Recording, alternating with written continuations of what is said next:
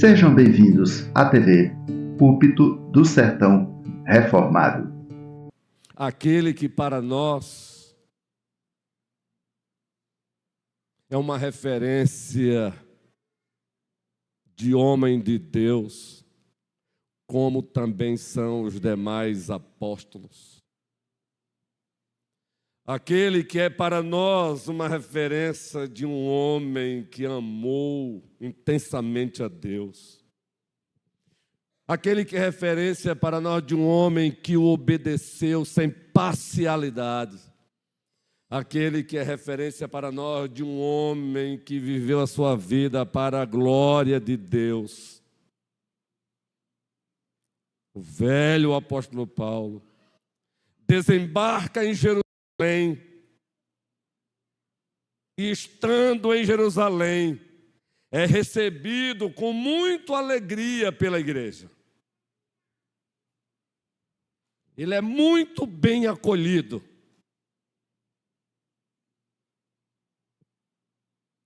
E depois desse precioso acolhimento, nós temos ciência e sabemos que em seguida, no dia seguinte, ele ali se encontrava numa reunião eclesiástica, uma reunião de igreja, uma reunião com as lideranças da igreja. E lá estavam Tiago e os presbíteros da igreja de Jerusalém. Estando nessa reunião, ele oferece um relatório de tudo que Deus havia feito na vida dos gentios através do seu ministério. Como consequência desse lindo relatório dado, Tiago e os presbíteros glorificaram a Deus. Glorificaram a Deus por tudo que Deus havia feito na vida dos gentios para salvar os gentios pela instrumentalidade do velho apóstolo com seus pés de barro. Depois desse momento de júbilo, de celebração, é apresentado um problema. Paulo, está sendo dito por aí que você despreza Moisés, que você despreza a lei, que você desdenha dos costumes judaicos. Nós sabemos que são apenas rumores. Mas apesar disso, Paulo, isso pode trazer desavença no corpo de Cristo. O que fazer? Aí eles apresentam naquela reunião uma solução. Faze o que te diremos. Existem aí 4 homens que fizeram votos. Leva-os contigo até o templo, lá estando, purifica-te também, vai além disso, seja abundante. No bom sentido, tenha liberalidade, arque com as despesas.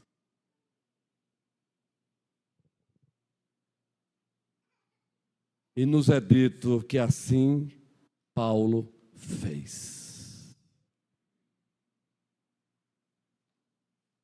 Baseado nesses fatos bíblicos e autoritativos, o tema, mais uma vez, do sermão é este: ações louváveis de uma igreja centrada no Evangelho.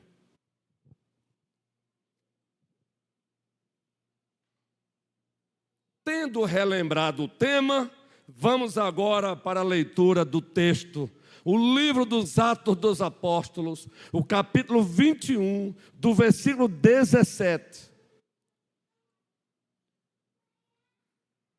O livro dos Atos dos Apóstolos, o capítulo 21, a partir do versículo 17.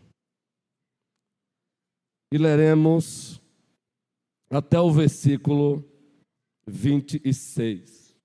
Uma leitura como ato de adoração. O que é isso, pastor? É uma leitura feita a partir de Deus, por meio de Deus, diante de Deus e para a glória de Deus. Façamos então, queremos ouvir a amada igreja, de acordo com como está projetado, a Almeida atualizada, que é a Bíblia oficial da IPB para ser lido do púlpito, mas como a amada IPB também, ela é flexível naquilo que pode ser, ela não nos proíbe de usarmos outras versões. Leiamos, pois. Tendo nós chegado a Jerusalém, no dia seguinte, e todos os presbíteros se reuniram, e tendo saudado, contou minuciosamente o que Deus fizera entre os gentios por seu ministério. Ouvindo, e lhe disseram: bem vês, irmão, quantos... E todos são zelosos da lei, e foram informados a teu respeito, que ensinas todos os judeus entre os gentios a apostatarem de Moisés, que não devem circuncidar os filhos, nem andar segundo os costumes da lei. Que se há de fazer, pois? Certamente saberão da tua chegada. Toda a igreja, faze, portanto, o que te vamos dizer. Estão entre nós 4 homens que voluntariamente aceitaram voto. Toma-os, purifica-te com eles e faze a despesa.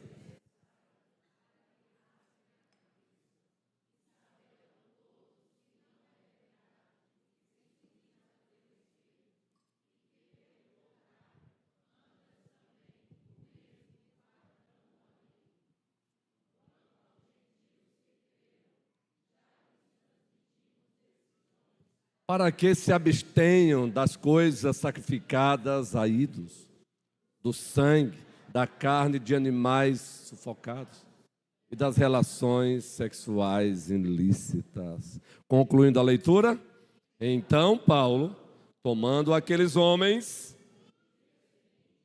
tendo se purificado,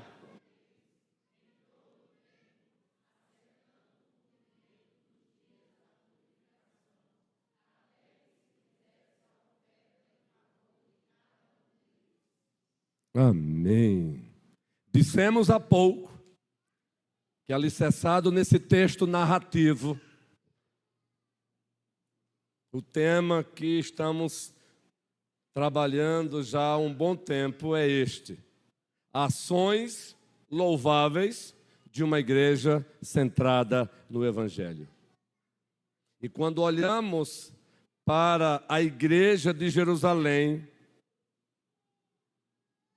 e quando olhamos para Paulo lá sendo recebido e com alegria, se reunindo com as lideranças, fazendo o que o narrador diz que ele fez, nós encontramos algumas ações louváveis e que esta igreja deve também praticá-las. Esta igreja deve ser encontrada também com essas ações. A primeira, apenas para relembrar, é esta. A primeira ação louvável. Uma igreja centrada no Evangelho, ela respeita, ela valoriza as estruturas eclesiásticas sadias e funcionais. Uma igreja centrada no Evangelho, ela respeita e ela valoriza as estruturas eclesiásticas sadias e funcionais. Traduzindo para uma linguagem ministerial, o que queremos dizer é isto: uma igreja centrada no Evangelho, ela tem um colégio pastoral sadio e funcional. O que queremos dizer com esse primeiro ponto do sermão, que já foi pregado aqui, é uma igreja centrada no Evangelho, ela tem uma junta diaconal sadia e funcional. Ela tem uma UPH, envolve os homens da igreja, uma UPH sadia e funcional.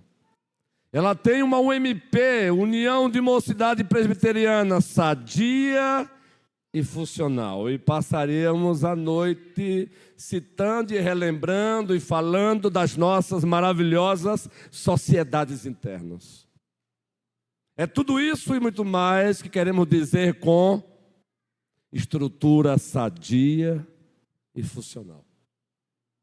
Porque nós corremos o risco de termos tudo isso que citamos como estrutura eclesiástica, mas ser doente e disfuncional.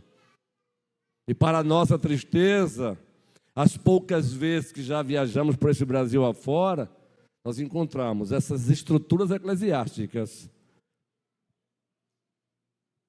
doentes e disfuncionais. Graças ao Senhor, que Ele tem derramado abundante graça sobre esta igreja, e as estruturas eclesiásticas desta igreja, até onde conseguimos enxergar, elas têm sido sadias e funcionais. A consequência disso, a igreja está usufruindo também de um crescimento numérico. Louvado seja o Senhor. Essa foi a primeira ação louvável do sermão parte 1. Há 8 dias aqui estivemos e destacamos mais uma ação louvável, percebida ali naquele encontro de Paulo com a igreja de Jerusalém, representada pelos seus líderes, Tiago e os presbíteros. E a segunda ação louvável de uma igreja centrada no Evangelho é esta. Uma igreja que glorifica a Deus pelo que Ele fez através do apóstolo Paulo. É uma igreja que glorifica a Deus pelo que Ele fez e faz através do outro, para a glória do seu nome. O narrador Lucas, movido pelo Espírito Santo, ele narra que depois do relatório dado, Tiago e os presbíteros glorificaram a Deus por tudo que Deus havia feito na vida dos gentios, pela instrumentalidade de Paulo, um homem com os pés de barro, mas que estava a serviço daquele que tem os seus pés de bronze, Jesus Cristo. E para esta noite, a terceira e quarta, e encerraremos essa série hoje. A terceira e a quarta. A terceira ação louvável que encontramos ali na igreja de Jerusalém, naquela reunião dos líderes, é esta.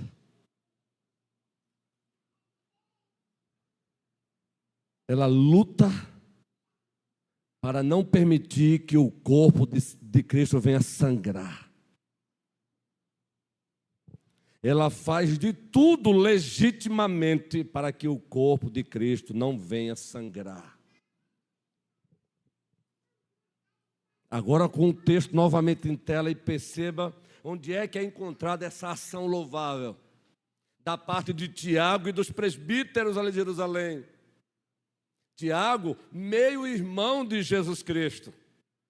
O outro Tiago, o apóstolo, havia sido já ali decapitado.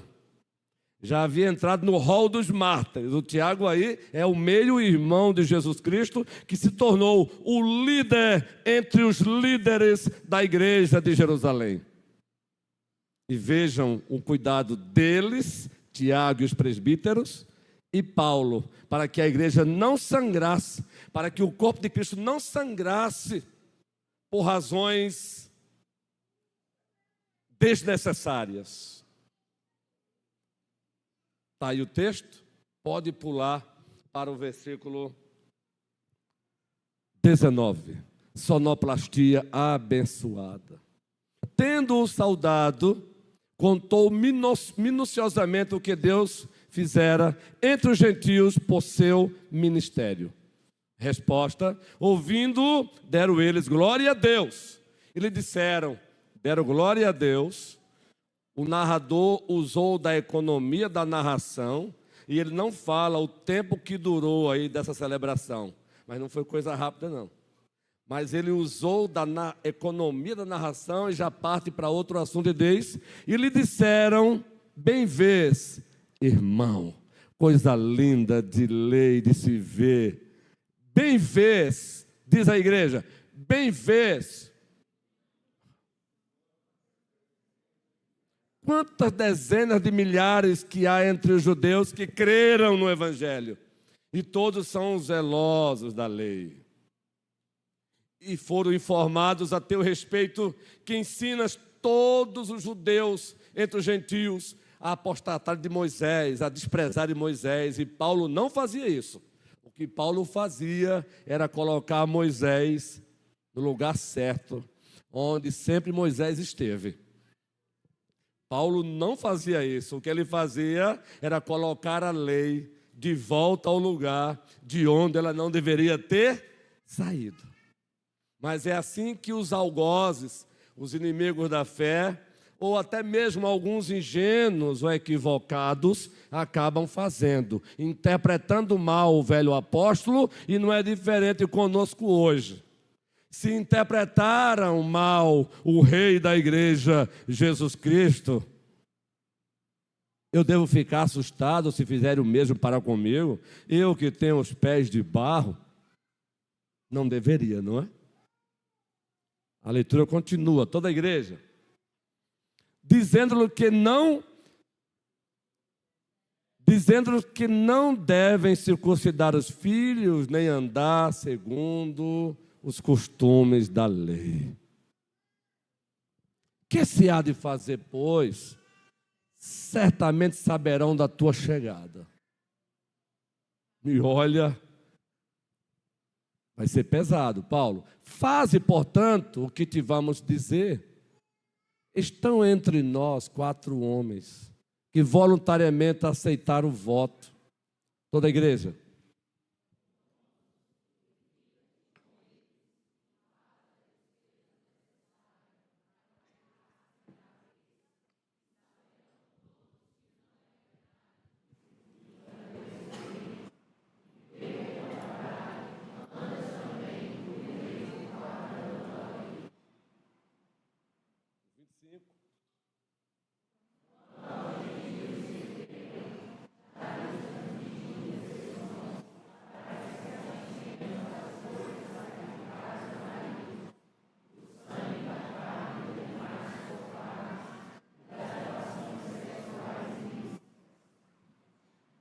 O 26.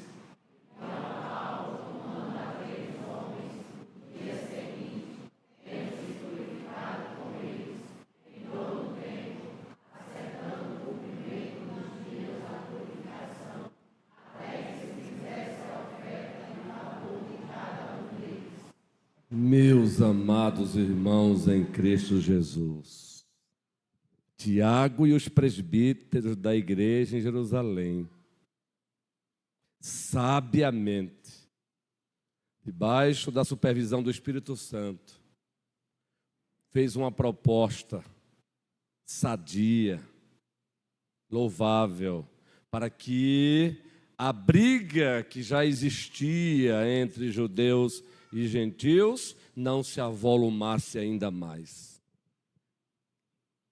Tiago, os presbíteros, Paulo e a sua equipe trabalharam para que o corpo de Cristo não sangrasse.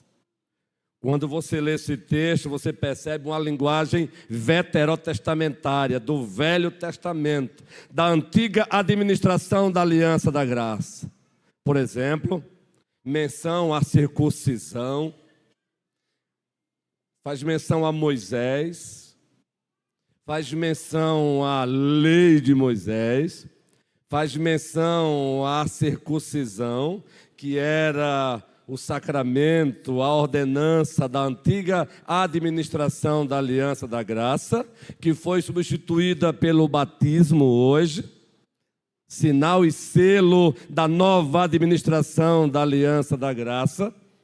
E o texto, o narrador também faz menção aos costumes dos judeus cristãos.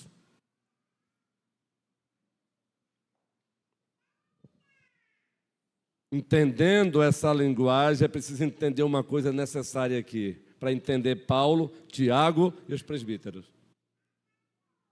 Entre a antiga administração da Aliança da Graça e a nova administração da Aliança da Graça, existem continuidade de alguns elementos e existem também descontinuidade. Exemplo, a circuncisão na antiga administração da Aliança da Graça era o sacramento que hoje chamamos de batismo.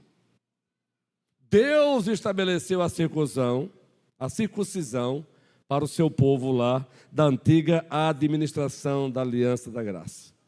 Foi Deus que estabeleceu. O prepúciozinho da genitália do sexo masculino, que representava também mulheres, deveria ser cortado, tendo ali um significado para além do físico, mas espiritual, para fazer parte do povo de Deus, da antiga administração da Aliança da Graça, deveria se deixar ser circuncidado. Com a chegada da nova administração da Aliança da Graça, Deus, na sua soberania, como uma igreja reformada, o Senhor também ordenou um sacramento, um sinal e um selo da aliança. E ele substituiu a circuncisão agora pelo batismo. Não importa se por aspersão, se por efusão ou por imersão. No nosso caso, como uma igreja reformada presbiteriana, batizamos por aspersão ou efusão. Então, houve uma descontinuidade entre a forma da ordenança ou do sacramento. Mas houve uma continuidade da ordenança e sua essência. Sinal e selo da aliança com Deus. A circuncisão era um sinal e um selo da aliança com Deus na antiga administração da Aliança da Graça. Nova administração da Aliança da Graça. O batismo é um sinal e selo dessa aliança. Continuidade. Mudou a forma, mas continuou a ordenança e a essência, a aliança com Deus.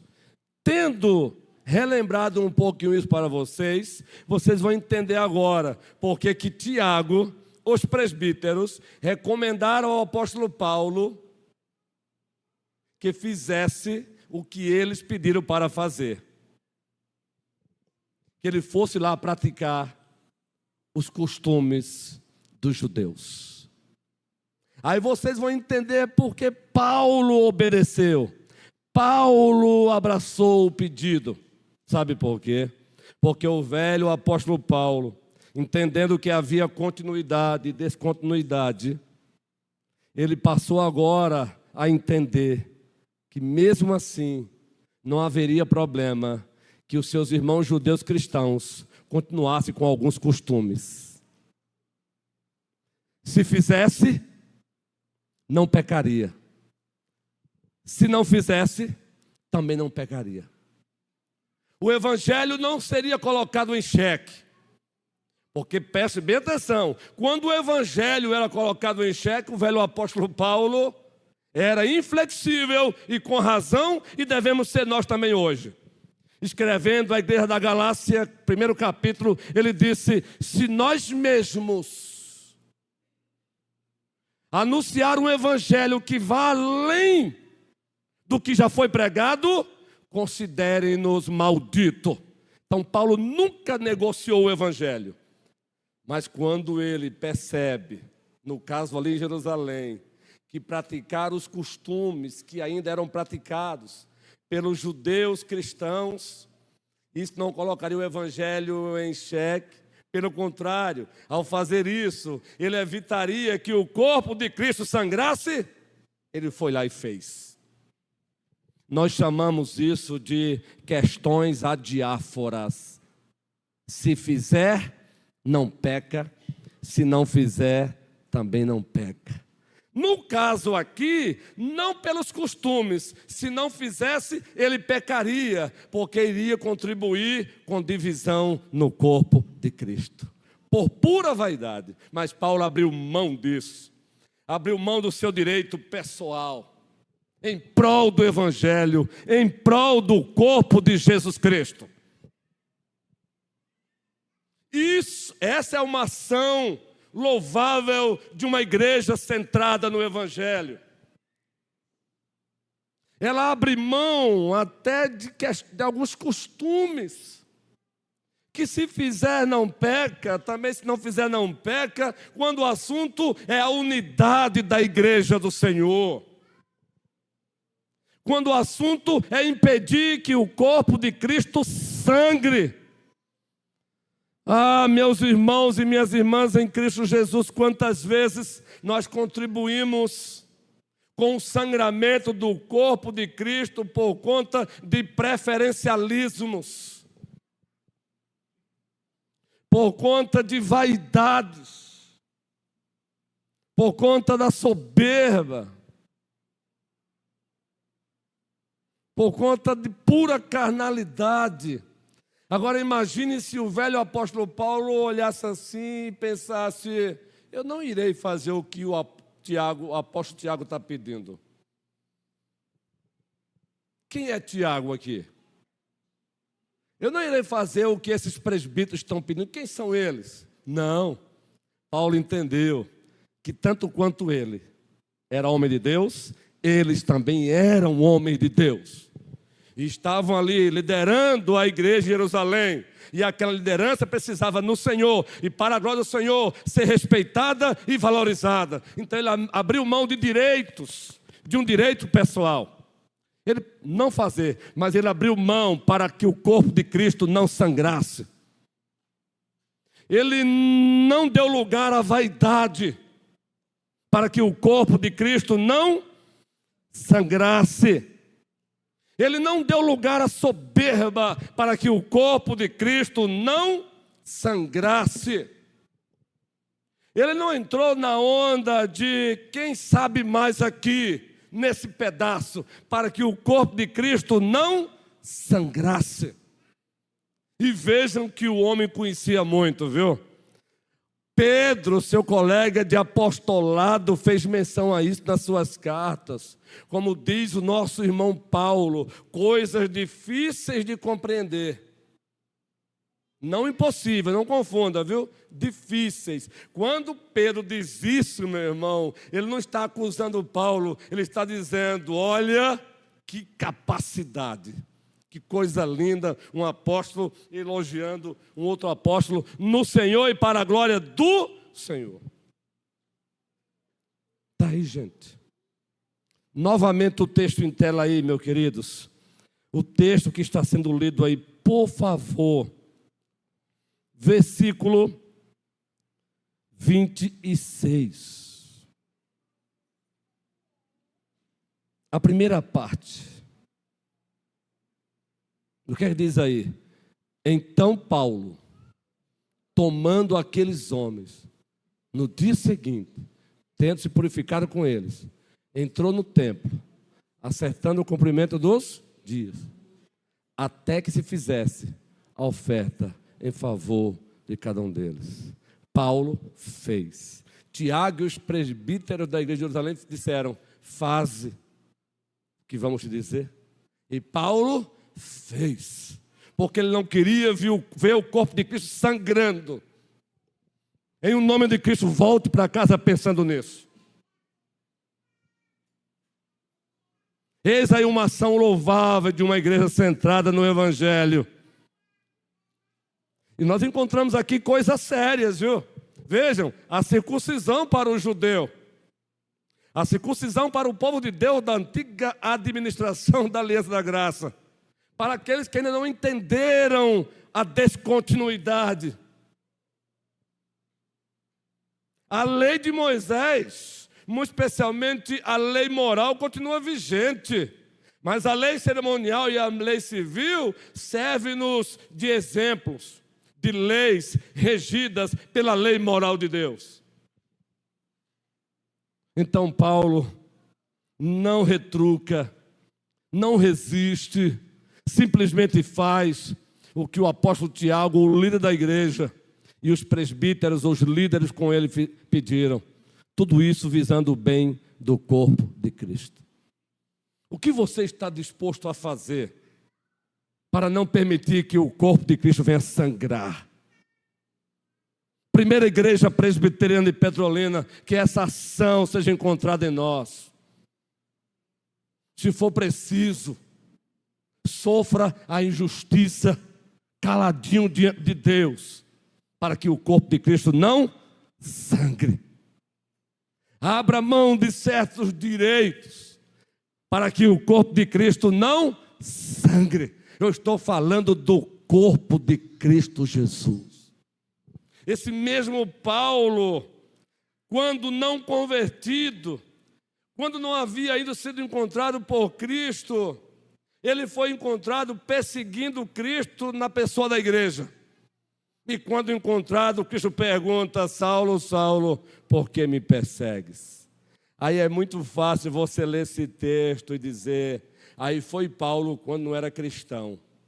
Mas cuidado, um cristão mesmo verdadeiro, por não vigiar, ele pode ser encontrado fazendo o mesmo que Paulo.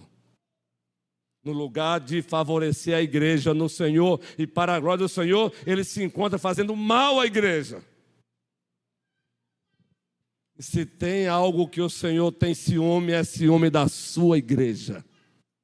Muito cuidado quando você abre a boca para falar da noiva do Cordeiro. Até porque você faz parte dela, até que se prove o contrário. Nunca fale na segunda pessoa ou na terceira pessoa do plural. Fale na primeira.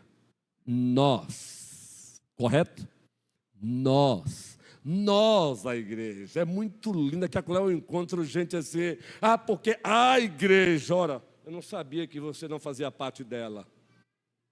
Nós, a igreja, estamos pecando aqui, pecando acolá. Não muda a conversa?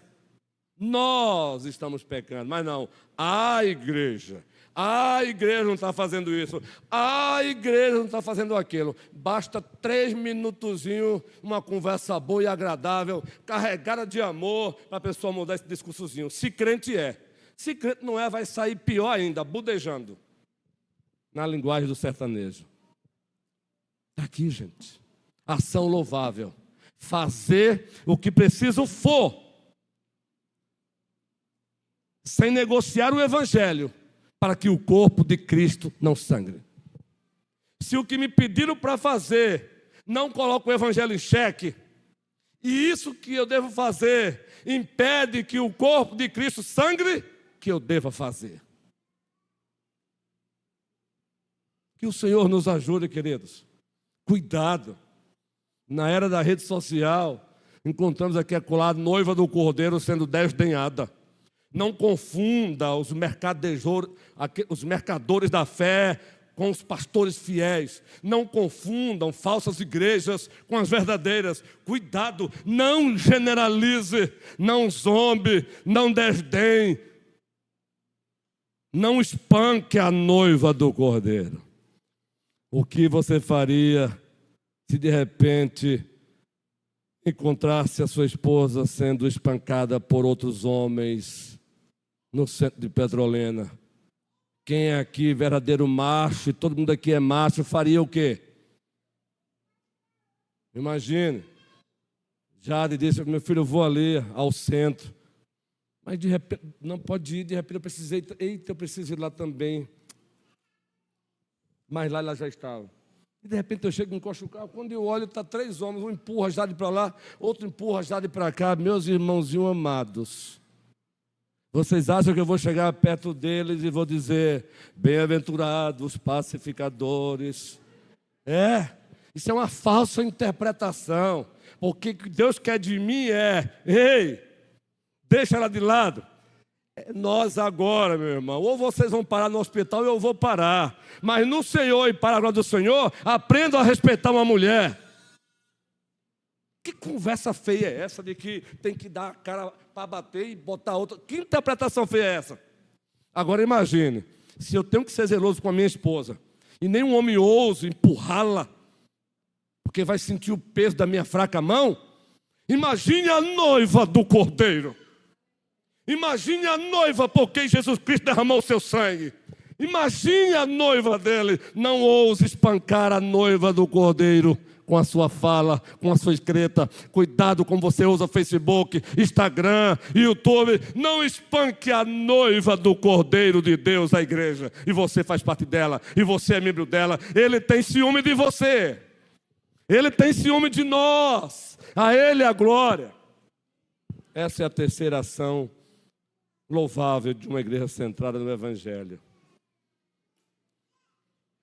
E a quarta e última ação louvável de uma igreja centrada no Evangelho é esta. A terceira, já lembram, não é? Você faz tudo o que é necessário, desde que o Evangelho não seja colocado em xeque, para que o corpo não sangre. Tudo que é legítimo fazer para que o corpo de Cristo não sangre, você faz. E a quarta para isso, é preciso entender o que é essencial, o que é secundário e o que é indiferente. O essencial é o que esta igreja chama de ortodoxia, a doutrina correta, a doutrina dos apóstolos. Quando você entende o que é a doutrina correta, e por essa doutrina, sim, não se negocia. Não tem essa de alguém se diz pastor e nega a doutrina da Trindade e vamos dizer que ele é nosso irmão. Nosso irmão, nada. Não tem essa de alguém negar a divindade de Cristo e dizer que é nosso irmão, nada. Essa de alguém negar a plena humanidade de Cristo é nosso irmão, nada. Isso é ortodoxia. Doutrina correta, doutrina apostólica, é a essência da fé, é o essencial da fé, são os pilares da fé. Nós não negociamos. Quando o assunto são as doutrinas bíblicas de Deus, fazemos coro com Paulo. Se nós mesmos, deste púlpito, virar o cabeção e começar a pregar aqui contra a doutrina da Trindade, que o vosso colégio pastoral me chame numa reunião, no primeiro momento tente me admoestar, caso não aceite, que o presbitério me chame e aplique uma santa e amorosa disciplina. Mas tem, fora doutrinas essenciais, tem as doutrinas secundárias, que cada igreja local tem as suas. E ninguém vai para o inferno por pensar diferente. Nós batizamos por aspersão, mas a igreja batista, que batiza por imersão, não é uma falsa igreja por conta disso. É a igreja do Senhor. Aqui vai ser sempre batizado por aspersão, mas não vamos condenar os nossos irmãos batistas porque batizam por imersão. Isso é doutrina secundária. Ela é importante para cada igreja local, para cada denominação, mas não podemos transformar em cavalos de batalha. Doutrina essencial, doutrina secundária, forma de governo, e ainda tem as questões indiferentes. O modo do batismo não é indiferente para nós presbiterianos, não. Aqui, ninguém venha pedir para batizar por imersão. Vai ser por aspersão ou efusão. Mas não vamos chamar nenhuma outra igreja que batiza por imersão de igreja falsa. É a igreja do Senhor. Mas tem as questões indiferentes. A igreja aqui bate palma quando o cântico pede para bater palma. E ela não peca ao bater palma. Mas também, se dentro dela mesma alguém não bate palma, também não vai ser condenado por isso. A palavra técnica para isso é a diáfora. Se fizer, não peca. Se não fizer, também não peca. Desde que quem faz não condene quem não faz. E quem não faz, não mande para o inferno quem faz. Romanos capítulo 14. Louvado seja o Senhor Jesus Cristo. Então, para você fazer o que Paulo fez, é preciso entender o que é ortodoxia, doutrina correta. E dentro dessa ortodoxia, é preciso entender o que é essencial e o que é secundário. E o que é indiferente. Condenar uma igreja, dizer que não é reformada, porque aqui tem uma bateria, é um absurdo. Chamar um culto de não reformado por conta de uma preferência litúrgica tua, é um absurdo. A tua preferência litúrgica deve ser respeitada sempre. Mas não pegue a tua preferência litúrgica e dê o nome de ortodoxia litúrgica. Ortodoxia litúrgica é isto aqui, ó. Um culto que não tem leitura da palavra não é culto, porque leitura da palavra é elemento de culto reformado. Um culto que não tem oração não é culto. Isso aí é ortodoxia litúrgica. Agora, como essa Bíblia é lida, se é um versículo, se é um parágrafo, se é o capítulo todo, é a forma. Um culto que não tem cântico ao Senhor, ele não é culto. Está fragmentado. Então, meus irmãos e minhas irmãs, se a igreja entender o que é o essencial, o secundário e o indiferente, aí você vai aprender a fazer o que Paulo fez. Fazer certas coisas para não permitir que o corpo de Cristo sangre. E uma das coisas que eu recomendo é: não transforme a sua preferência litúrgica, e todos nós temos, em ortodoxia litúrgica. Pode pegar a confissão de fé do Westminster, nós amamos. Pode pegar o catecismo maior, nós amamos. Pode pegar o breve catecismo, olha, eu amo muito, viu? Pode pegar as 3 formas de unidade, é um documento de fé, confissão belga, catecismo de Heidelberg, cânon de Dort, para quem é da fé reformada. Por isso que Paulo fez o que fez. Levou aqueles 4 homens. Ele mesmo se purificou e ainda pagou as despesas. Sabe por que ele fez aquilo? Ele não queria ver o corpo de Cristo sangrando. Tem muita gente soberba dentro da igreja, dentro das igrejas, baseado nas suas axiologias, dividindo e rachando a igreja. Aqui não tem não, graças a Deus, não é? Diz aí amém. Aqui não tem gente soberba não, diz amém. Aqui não tem ninguém querendo fazer o corpo de Cristo sangrar, diz aí amém. Aqui todo mundo está disposto a fazer o que é necessário e legítimo para que o corpo de Cristo não sangre. Agora eu quero ouvir o amém. Nós não negociamos a ortodoxia. Não. Mas aquilo que é diáfano, aquilo que é indiferente, aquilo que pode ser flexível, e fazer o corpo de Cristo sangrar por isso?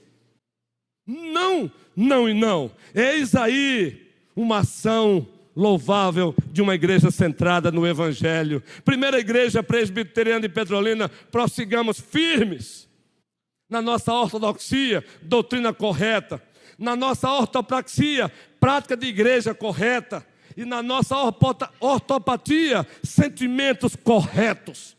E aqui vem mais uma dicasinha para você, eu encerro aqui.